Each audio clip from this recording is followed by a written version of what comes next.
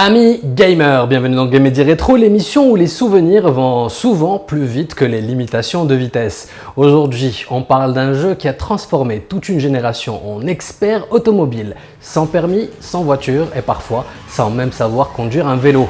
On parle de Need for Speed Underground. Nous sommes en 2003. À l'époque, le monde découvre Fast and Furious et soudain, tout devient important. Les néants sous les voitures, les ailerons géants, les pots d'échappement plus bruyants qu'un concert et bien sûr les courses de nuit. Electronic Arts comprend immédiatement le phénomène. Résultat, Need for Speed Underground. Et là, c'est le coup de foudre. Pour la première fois, la voiture n'est plus juste un véhicule, c'est un personnage. Tu ne choisis pas seulement une voiture, tu la construis, tu la modifies, tu la transformes et parfois tu ajoutes des néons, des stickers, un aileron énorme et là, tu comprends que ta voiture n'est plus un véhicule, c'est une déclaration de crise d'adolescence. Le plus drôle, avant même d'avoir le permis, nous connaissions déjà la Nissan Skyline, la Mitsubishi Eclipse, la Subaru Impreza, la Toyota Supra.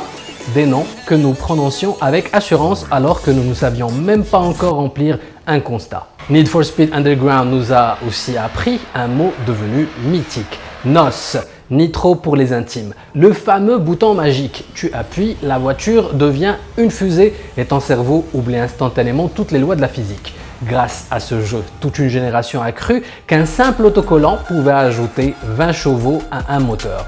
Et franchement, on y a tous cru. Mais Underground, c'est surtout une ambiance, la pluie sur l'asphalte, les néons qui se reflètent partout, les musiques qui donnent envie d'accélérer même à l'arrêt.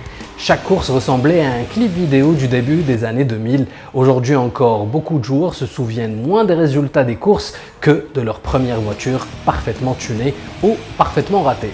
Parce qu'il faut bien l'avouer, certains véhicules avaient tellement de couleurs de stickers et d'accessoires qu'ils auraient pu être arrêtés par la police du bon goût.